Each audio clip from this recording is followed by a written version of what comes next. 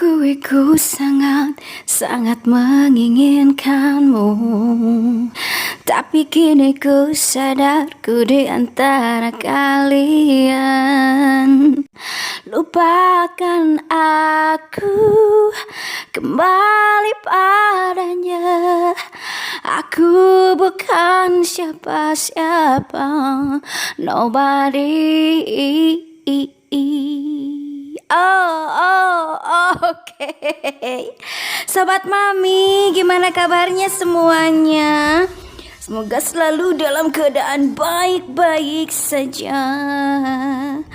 Oke, ketemu lagi ya bareng Mami di channelnya Mami Movie yang pasti sudah kalian tunggu-tunggu setiap minggunya.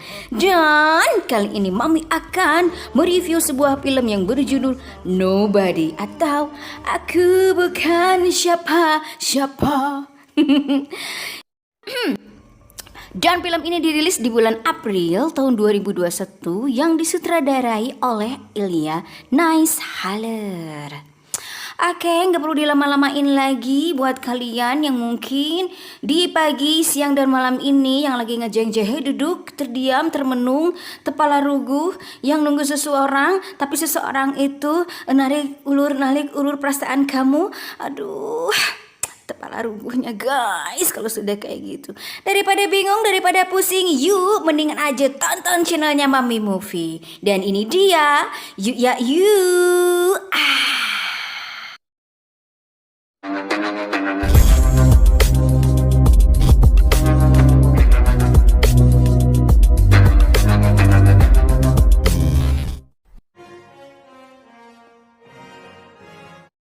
Film ini diawali diperlihatkan seorang laki-laki sebagai kepala rumah tangga yang bernama Hans Menzel. Ini dia orangnya. Hans bekerja sebagai karyawan di perusahaan milik mertuanya. Keseharian Hans sangat monoton dan membosankan. Kegiatan sehari-hari Hans adalah bekerja, tidur, olahraga, bekerja, tidur, olahraga. Ya, tidak jauh lah. Bedanya seperti Mami, kasur sumur dapur, cantik. Oke, next, lanjut. Pada suatu malam, Hans terbangun dari tidurnya. Hans mendengar suara yang aneh di dalam rumahnya. Kemudian memeriksa sumber suara tersebut. Setelah diperiksa dan diintip, ternyata itu adalah suara maling yang berada di rumah Hans. Hans pun langsung mengambil stick golfnya dan menelpon polisi. Pada saat telepon diangkat, Hans diketahui oleh maling tersebut. Dan si maling pun menodongkan senjatanya ke arah Hans dan meminta semua uangnya. Hans pun menjawab, uang saya hanya ada di ATM. Yang ada cuma uang yang berada di atas meja saja. Dan si maling pun langsung mengambil uang receh yang ada di atas meja. Dan diketahui bahwa kedua maling tersebut terdengar dari suaranya adalah sepasang kekasih, satu laki-laki dan satu perempuan. Merasa hasil malingnya masih kurang, sambil menodongkan senjatanya, si maling pun meminta jam tangannya yang dipakai oleh Hans. Pada saat mengambil jam tangannya, Hans melihat gambar tato maling itu. Dan tiba-tiba datanglah anak laki-laki Hans melompat, ngagabruk dan memegang salah satu maling tersebut. Pada saat maling satunya lagi sedang lengah, Hans pun langsung siap untuk memukul dengan stick golfnya. Namun Hans mengurungkan niatnya dan menyuruh anaknya untuk melepaskannya. Lalu akhirnya Brady, anak Hans pun terkena pukul dan si maling pun lolos kabur. Hah? Nah, aku mah diantepkan kabur gitunya. Anaknya Hans pun marah dan kecewa sama ayahnya itu karena ayahnya telah membiarkan maling itu pergi. Polisi pun tiba di TKP rumahnya Hans. Polisi berkata untuk melindungi keluarganya. Anda telah bertindak dengan benar. Tetapi polisi yang satunya lagi seolah-olah menyalahkan Hans. Karena pada saat keluarganya terancam, Hans tidak bisa melakukan apa-apa. Dan Hans pun melamun dan juga merasa bersalah. Di pagi harinya pada saat berangkat pergi bekerja, Hans dipanggil oleh tetangganya yang sombong itu dan memamerkan mobil klasik super cepat yang baru dibelinya itu. Dan tetangganya juga meledek Hatch atas kejadian malam itu. Kalau aku jadi kamu, akan aku pukul maling itu. Pada saat tiba di kantor, Hatch pun bertemu dengan adik iparnya. Karena dia sudah mengetahui kejadian semalam, Hatch pun diledek kembali oleh adik iparnya. Bahwa Hatch, kamu seorang pengecut. Dan dia pun memberinya senjata untuk Hatch. Dan Hatch pun langsung menyimpannya di lemari es. Setelah itu Hatch bertemu dengan mertuanya dan mertuanya pun tidak mempermasalahkan atas kejadian semalam itu. Lalu Hatch berbicara bahwa saya akan membeli perusahaan mertuanya itu. Berhubung harganya yang belum cocok, maka mertuanya belum bisa menjualnya kepada Hatch. Pada saat di ruangan kerja, Hatch terlihat sedang mengobrol bersama seseorang lewat radio yang dia sembunyikan itu. Dan dia juga telah mengetahui atas kejadian semalam. Hatch pun berbicara bahwa dia bisa saja langsung melawan dan melumpuhkan maling itu. Dan Hatch pun tahu senjata yang digunakan maling itu adalah kosong tanpa peluru. Dan yang di dalam radio berpesan sama Hatch agar hati-hati dan jangan melakukan tindakan bodoh. Setelah pulang kerja, Hatch pun pergi menemui ayahnya yang sudah aki-aki. Ini dia aki-aki 7 mulut. Dan Hatch pun tidak lupa membawakan makanan untuk ayahnya itu. Sambil makan timbel yang dibawa Hatch, ayahnya bertanya sama Hatch, kamu tidak seperti biasanya. Apakah kamu baik-baik saja? Okay. Jika anu loba pikiran, kamu ingat siapa kita dulu? Okay. Do you remember who he used to be, Hatchie? I'm okay.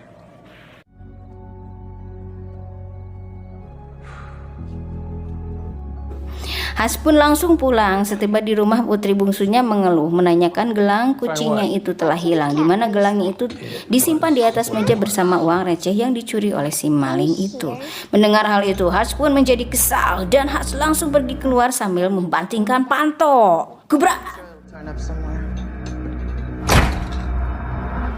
Hatch pun pergi kembali ke kediaman ayahnya itu. Hatch mengambil pistol dan membawa kartu identitas FBI ayahnya itu. Dan Hatch mengatakan sama ayahnya ada hal yang harus aku lakukan, dan si ayahnya pun menjawab, I gotta do. Then you best go do it.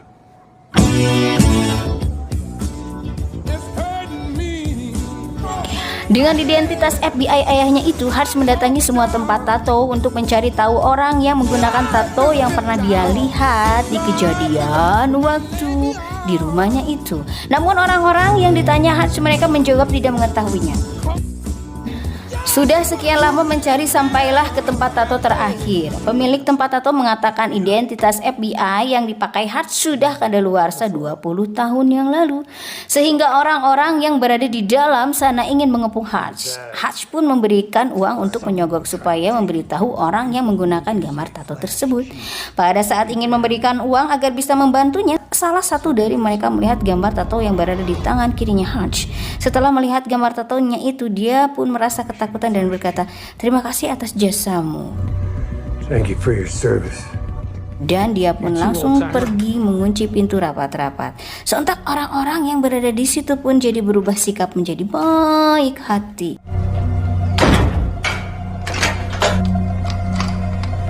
Jadi tanda tanya kan, sesungguhnya siapa sih Hatch ini? Yuk lanjut. Dan pemilik tato pun di dalam sana dengan senang hati siap membantu Hatch. Cuma melihat tato aja langsung ketakutan. Sebenarnya siapa sih si Hatch itu? Jika kalian menonton filmnya ini sampai habis, kalian akan menemukan jawabannya.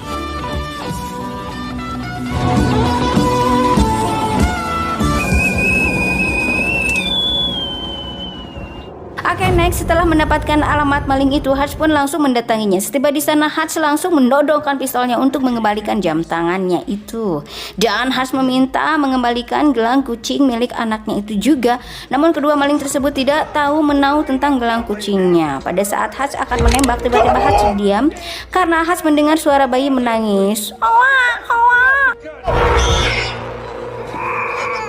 Di rumah itu, Hatch melihat bayi itu sedang sakit. Mungkin mereka maling untuk biaya bayinya yang sedang sakit, guys.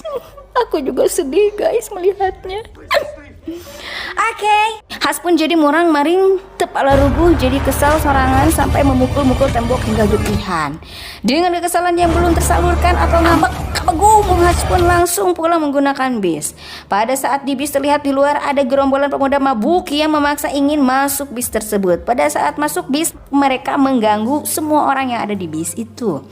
Dengan kehadiran gerombolan pemabuk ini, entah kenapa membuat hati si Hatch ini menjadi senang dan sering nyerengeh. Mungkin dengan adanya gerombolan ini, hasrat birahi nafsu emosi ambek kabagung si Hatch bisa tersalurkan. Oke, lanjut. Dengan santainya si Hatch berjalan melewati mereka dan menyuruh supir bis untuk keluar. Kepada gerombolan pemabuk itu, Hatch berkata, I'm gonna fuck you up. terjadilah perkelahian 1 lawan 5 yang awalnya Hatch kewalahan, tapi Hatch bisa menanganinya. Dengan bermodal kekesalan dan amarah, Hatch melawan mereka dengan sendiri dan akhirnya Hatch dapat mengalahkan mereka semua dengan babak belur.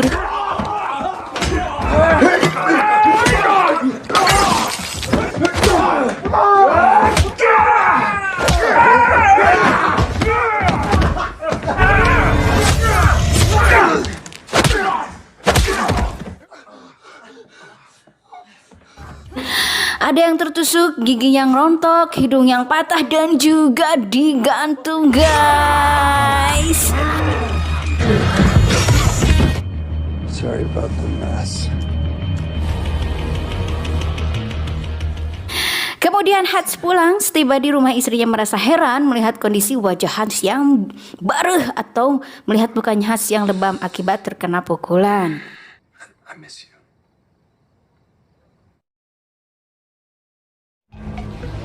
Di adegan lain di sebuah tempat hiburan malam, diperlihatkan seorang mafia Rusia yang bernama Julian yang sedang asik bernyanyi dan berjoget. Terpesona, aku terpesona, wadidaw. Hai adek, gimana kabarmu?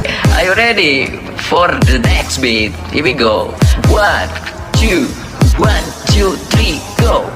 Terpesona, aku terpesona. Bisa asik. Terpesona, aku terpesona. Memandang wajahmu yang cantik. For the next beat, here we go.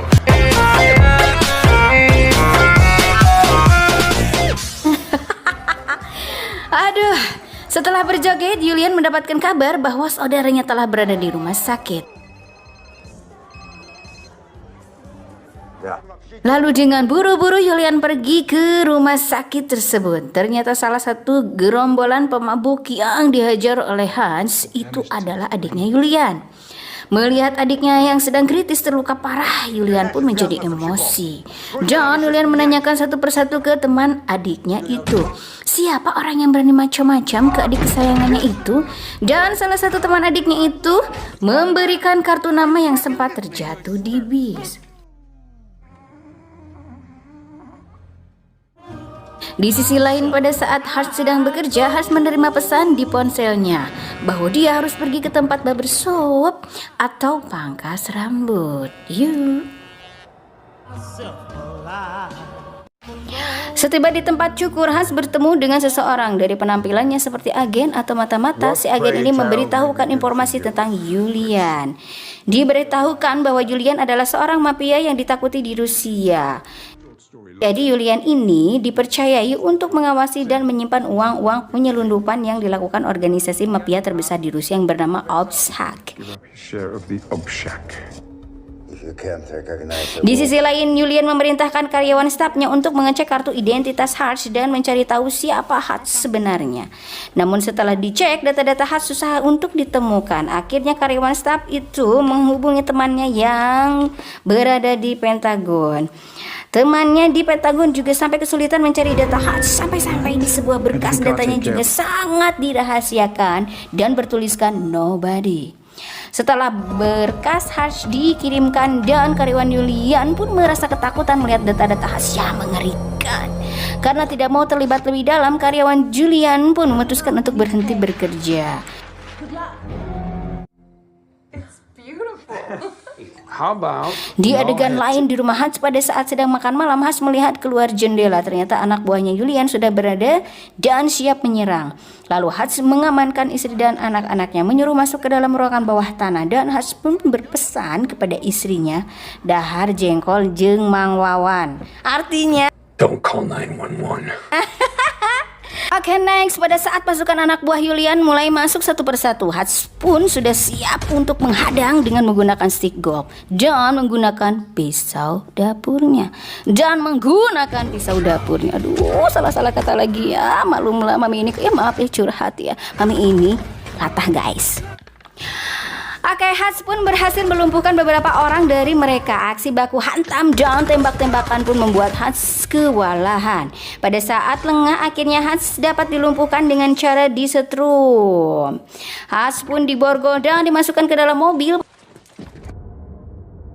Pada saat di bagasi mobil, dengan mudah Hans dapat membuka borgol di tangannya itu.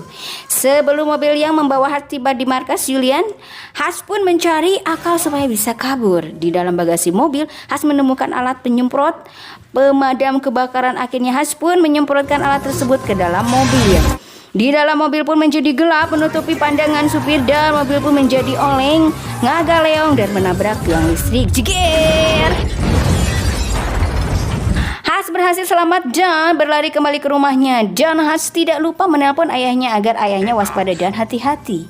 Karena ditakutkan anak buah Julian datang ke ayahnya itu, bukannya ketakutan ayahnya ini malah tersenyum mendengar kabar itu. Dasar aki-aki 7 mulut. Setiba di rumah, Hans mengeluarkan istri dan anaknya di ruangan bawah tanah. Istri dan anaknya merasa kebingungan melihat rumahnya yang sudah berantakan dan terlihat mayat-mayat berserakan guys. Istrinya menanyakan apa yang terjadi. Lalu Hans menjawab, nanti saya akan menjelaskan secepat mungkin. Dan Hans meminta agar anak-anaknya dibawa ke tempat yang aman. Setelah istri dan anaknya pergi, Hans memutuskan untuk membakar rumahnya agar menghilangkan jejaknya. Dan Hans pun mengambil sisa hartanya itu, yaitu emas-emas batangan. Dan emas tersebut adalah sisa hartanya hasil pekerjaannya yang dulu. Sebenarnya pekerjaan apa sih Hans ini? Makin penasaran. Dan disinilah Hans menceritakan sosok diri Hans yang sebenarnya. Hans adalah seorang agen atau elit pemerintahan yang sangat dirahasiakan. Bahkan badan intelijen negara sekalipun tidak berani mengganggunya. Dia bertindak sebagai eksekutor pemerintah. Namun dia sudah pensiun dan ingin membina rumah tangga dengan kehidupan normal.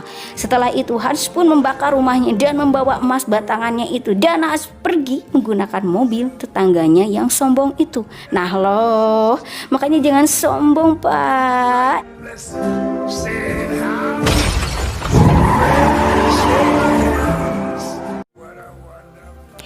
Di panti jompo, ayahnya Hans didatangi 2 orang anak buahnya Julian untuk membunuh ayah Hans itu.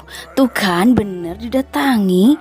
Tapi apa yang terjadi? Walaupun sudah aki-aki, ayahnya Hans lebih waspada dan berbahaya.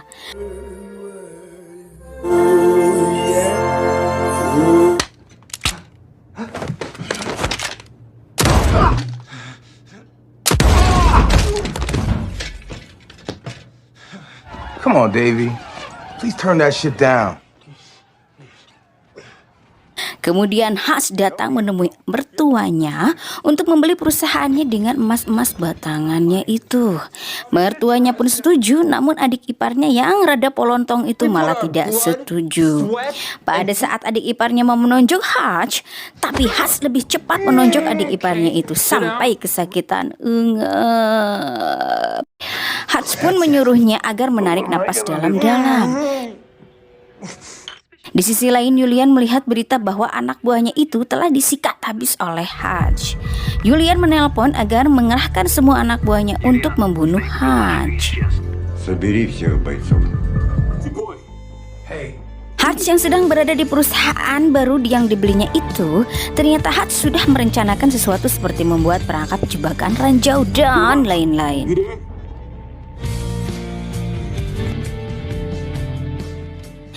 Setelah beres memasangnya, Hutch pun langsung pergi ke tempat penyimpanan uang Julian. Hutch membantai semua anak buahnya Julian yang berada di situ. Dan Hutch membakar semua uang milik mafia-mafia besar yang disimpan di bunker milik Julian.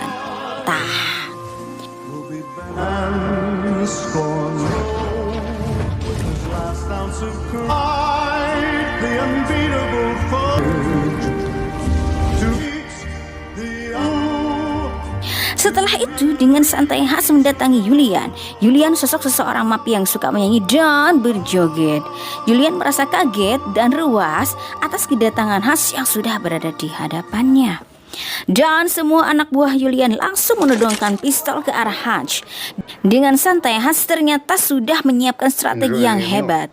Ternyata Hutch sudah membawa bom. Bila mana ada yang berani macam-macam, bom yang dibawa Hutch akan meledak dan menghancurkan semua orang-orang yang ada di tempat itu. Hutch meminta anak buah Julian semuanya pergi keluar. Hutch hanya ingin mengobrol sama Julian 4 mata saja. Tanpa banyak basa-basi, Hutch pun menyampaikan kepada Julian untuk menawari kesepakatan damai agar tidak mengejarnya lagi.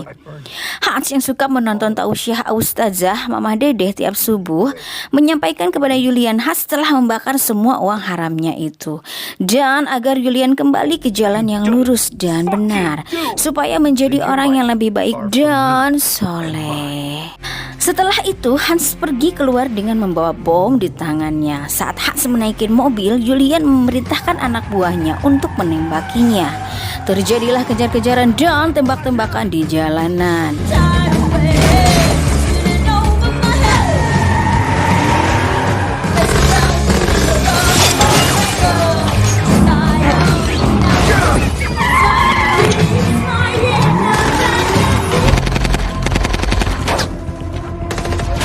Ketika Hutch ditembak, sampailah di tempat perusahaan yang baru dibelinya itu. Ternyata Hutch memancing Julian untuk datang ke tempat itu yang sudah dipasang jebakan oleh Hutch. Pada saat Hutch terpojok, tiba-tiba ada seseorang yang membantunya. Dia adalah Harry.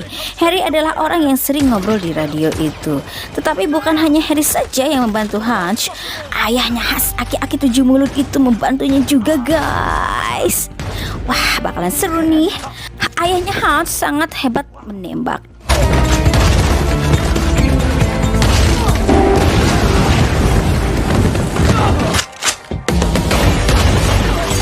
Dan Harry pun tidak kalah hebat. Dia bisa menembak dengan satu tembakan 3 orang sekaligus terbunuh, guys. Mantep kan? Mantep kan? Fadada.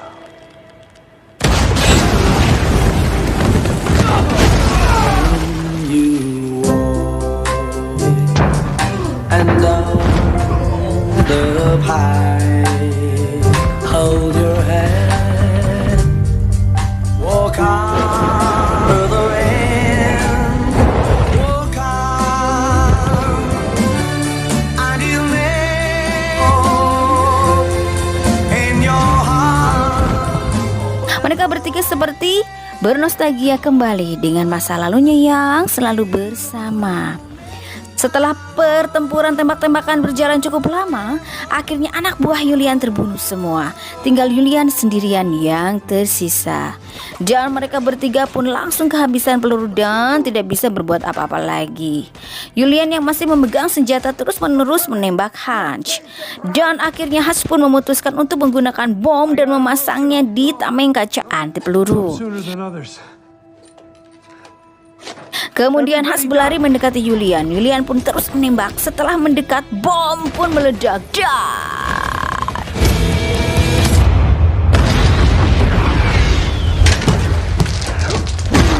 Dan akhirnya Julian pun tewas di tempat. Hutch yang mendengar suara sirine menyuruh ayahnya dan Harry untuk segera pergi.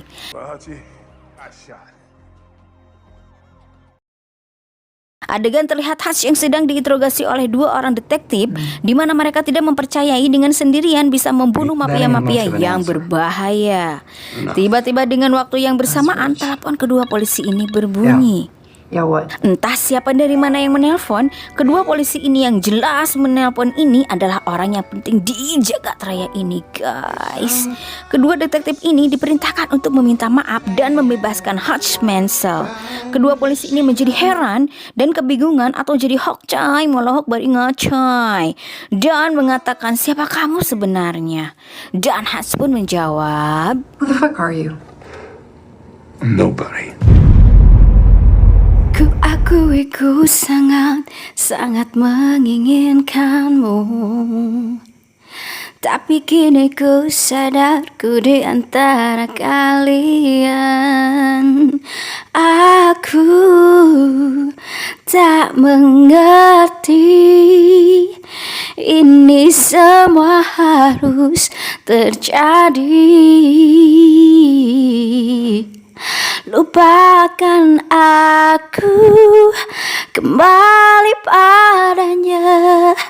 Aku bukan siapa-siapa, nobody.